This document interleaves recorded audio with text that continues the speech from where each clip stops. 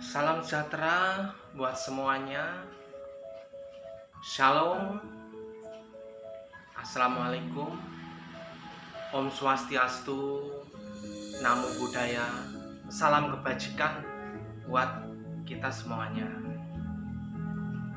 Senang kembali bisa bertemu di channel saya. Masih dengan pembahasan, saya ingin membahas lagi seputar tentang religius atau kepercayaan. Mengapa tema ini masih saya bawakan? Karena saya mempunyai satu perenungan bahwa kita ini sebagai orang-orang yang sudah beragama, atau kita kenal sebutan kita itu adalah seorang yang agamis, saya ingin kita coba merenungkan, biarlah menjadikan satu perenungan yang bisa mendewasakan lagi di dalam keyakinan kita itu masing-masing. Yang saat ini ingin saya bahas yaitu bahwa ketika kita itu menjadi seorang yang beragama, maka tentu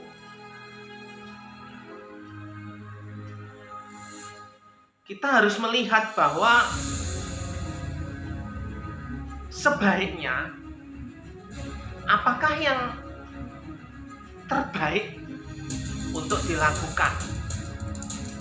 Seperti bahasan saya sebelumnya, saya masih membahas yaitu tentang menembus batas fanatisme. Memang tidak mudah untuk menembus satu batas fanatisme itu, karena definisi fanatisme itu adalah obsesi yang berlebihan. Jadi di situ ada suatu power atau kekuatan. Tidak mudah untuk menembus batas fanatisme itu. Dan di situ diperlukan satu kedewasaan yang luar biasa. Demikian juga di situ diperlukan satu tingkat wawasan, pandangan, ataupun kerendahan hati seseorang itu masing-masing. Seperti itu.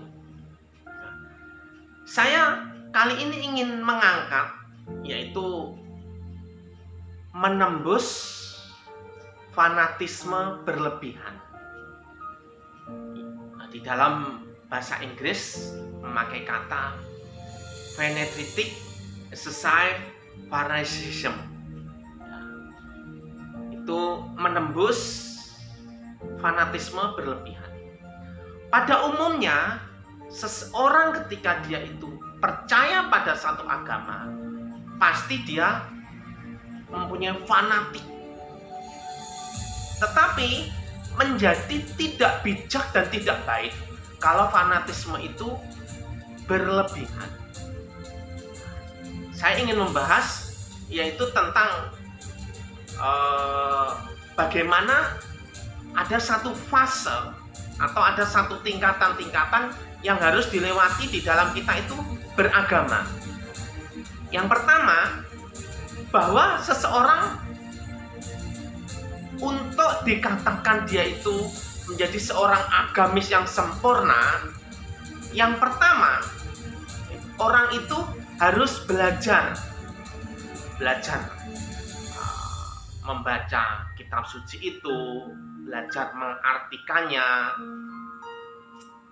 kemudian belajar sejarah di dalam Alkitab sucinya itu, kemudian juga belajar kepada nabi-nabinya, kepada tokoh-tokoh di dalam kitab suci itu. Itu adalah proses pembelajaran. Yang kedua, fase yang lebih naik lagi, yaitu fase tingkat pengenalan.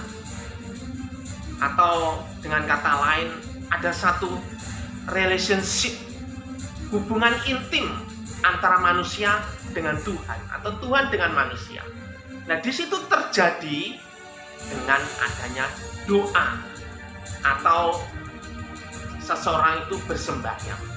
Karena ketika orang itu mempunyai hubungan dekat dengan Tuhan, dengan Allah, maka di situ terjalin satu komunikasi.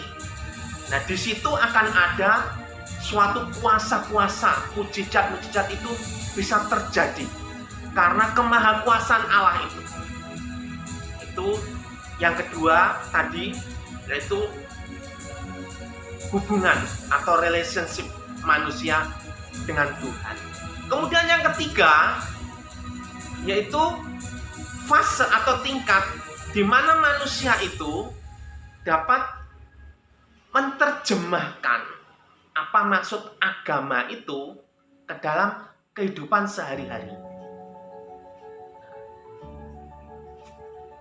Di situ bagaimana manusia itu bisa mengaplikasikan ajaran agama itu kepada sesama, terutama bisa saling menghargai, ada satu toleransi antara umat beragama, bisa saling bertolong-tolongan, bisa saling memberi faedah, manfaat.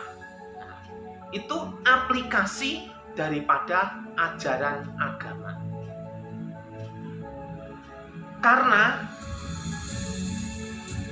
bahwa ajaran agama yang diturunkan oleh Tuhan Allah kepada manusia itu pada dasarnya semuanya itu baik. Mengajarkan tentang kebajikan, kebaikan, bagaimana hidup bisa mencapai surga. Itu adalah kunci di dalam ajaran agama. Akan tetapi ajaran itu bisa berubah menjadi tidak baik atau sesat. Itu karena salah di dalam penafsiran ajaran agama itu. Jadi kali ini yang ingin saya sampaikan, marilah kita menjadi seorang yang agamais atau agamis, seorang yang benar-benar mempercayai akan adanya kemahakuasaan Tuhan yang menciptakan langit bumi beserta isinya ini. Kemudian bagaimana manusia itu semua akan kembali kepada Dia. Tidak ada satupun manusia yang bisa menolak kematian. Itu artinya bahwa manusia itu sepenuhnya bergantung hanya kepada Tuhan. Bagaimana kita menjadi seorang agamis, bisa mengaplikasikan kitab suci itu di dalam diri kita, hidup kita, dan bagaimana bisa mengaplikasikan ajaran agama itu dengan menjaga toleransi, menjaga kerukunan, saling menghormati, menjauhi larangan Tuhan, kejahatan, dan yang utama bisa melakukan kebaikan-kebaikan seperti yang diajarkan oleh setiap agama yang kita yakini. Jadi lewat perenungan ini, mari kita tingkatkan lagi. Terima kasih, sampai ketemu di channel-channel selanjutnya. God bless you all.